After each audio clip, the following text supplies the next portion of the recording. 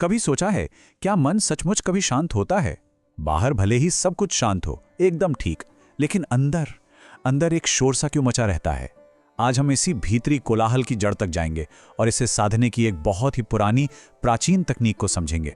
और ये सवाल जितना सुनने में आसान लगता है ना, इसका जवाब उतना ही गहरा है। हम सबने महसूस किया है कि बाहर सब शांत होने पर भी हमारा मन वो तो लगातार कुछ ना कुछ बुनता ही रहता है। लेकिन सवाल ये है कि क्यों? आखिर हमारे मन की बनावट में ऐसा क्या है जो उसे एक पल भी चैन से बैठने नहीं देता?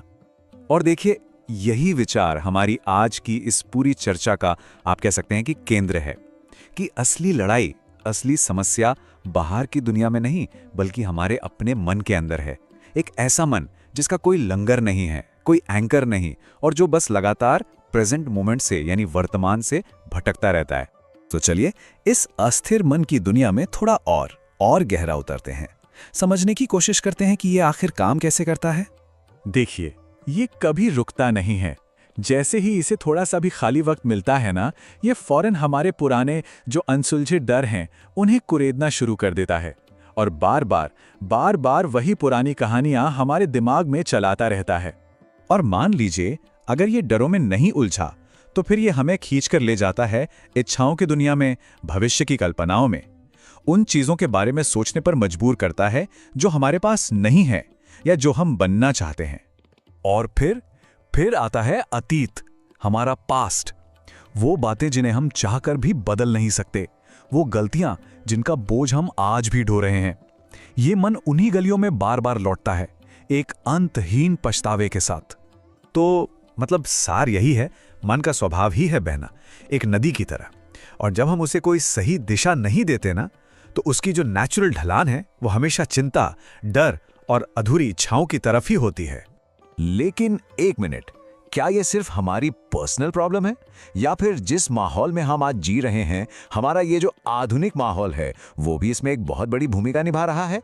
आपको पता है, प्राचीन भारतीय ग्रंथों में आज के युग को कलियुग कहा गया है, यानी अंधकार का युग। पर इसका मतलब ये नहीं है कि लोग बुरे हो गए हैं। नहीं, इसका असली कारण है ध्यान का पूरी तरह से बिखर जाना। सोचिए, हर तरफ से आती इंफॉर्मेशन, हर पल कुछ नया देखने की, जानने की चाह, इस सब ने ना हमारे अंदर का जो केंद्र था, जो ठहराव था, वो छीन लिया है। और नतीजा एक परमानेंट मेंटल केओस, एक स्थायी वादसी अनाजकता। हजारों साल पहले भगवान कृष्ण ने गीता में इसका निचोड़ बताया था कि हम जिस भी चीज पर अपना ध्यान बार बार अगेन एंड अगेन लगाते हैं, मन बस उसी से जाकर जुड़ जाता है। और यही जुड़ाव, यही लगाव धीरे धीरे हमारे विचार बन जाते हैं, हमारी भावनाएं बन जाती हैं और आखिर में हमारे कर्म बन जाते हैं।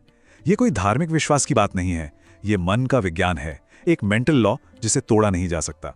तो सवाल फिर वही है, इस भटकाव के तूफान में हम लंगर डालें तो कहां डालें?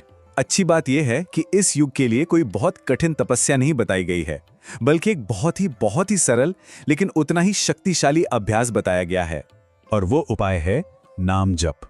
ये मन के लिए एक एंकर की तरह काम करता है। देखिए, जब मन के पास कोई सेंटर नहीं होता तो वो इच्छाओं और डरों से चिपक जाता है, लेकिन नाम जप वो मन को एक स्थिर केंद्र देता है, एक फोकस पॉइंट। इसका हर एक दोहराव अंदर के शोर को एक लय में बदल देता है, कल्पनाओं को खींचकर वर्तमान में ले आता है और बेचैनी को अवेयरनेस में, जागरूकता में बदल देता है। हाँ, और ये समझना बहुत जरूरी है कि इसका असली मकसद क्या है। ये किसी देवता से कुछ मांगना या कोई अंधविश्वास बिल्कुल नहीं है। ये तो अपने ध्यान को ट्रेन करने का, अपनी अवेयरनेस को ट्रेन करने का एक तरीका है। ये जीवन की मुश्किलों से भागना नहीं है, बल्कि उन मुश्किलों के बीच रहते हुए अपने अंदर एक शांत और स्थिर केंद्र बनाने की प्रैक्टिस है। और सबसे दिलचस्प बात पता है क्या है? जो ज्ञान हमारे पास हजारों सालों से है, आज की मॉडर्न साइंस भी उसी दिशा में इशारा कर रही है। सोचिए, हजारों साल पहले हमारे ऋषियों ने बिना किसी मॉडर्न इक्विपमेंट के, बिना किसी एफएमआरआई मशीन के, सिर्फ गहरे सेल्फ ऑब्जर्वेशन से मन कैसे काम करता है ये समझ लिया था। और ये सब उन्होंने तब कर लिया था जब आज की मॉडर्न न्यूरोसाइंस ने इन चीजों को न्यूरल पाथवेज या डिफॉल्ट मोड नेटवर्क जैसे फैंसी वैज्ञानिक नाम भी नहीं दिए थे।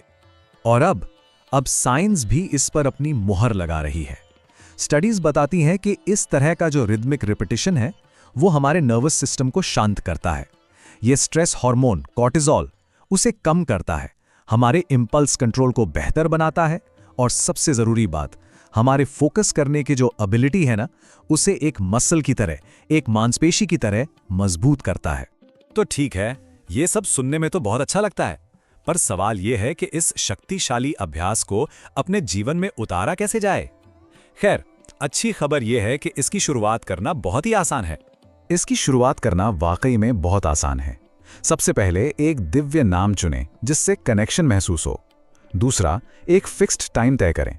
सुबह का समय, जिसे ब्रह्म मुहूर्त भी कहते हैं, आइडियल माना जाता है क्योंकि उस वक्त मन सबसे ज्यादा शांत होता है।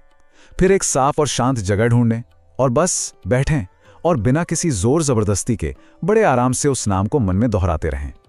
और हाँ, शायद सबसे ज़रूरी बात, कंसिस्टेंसी इज़ की।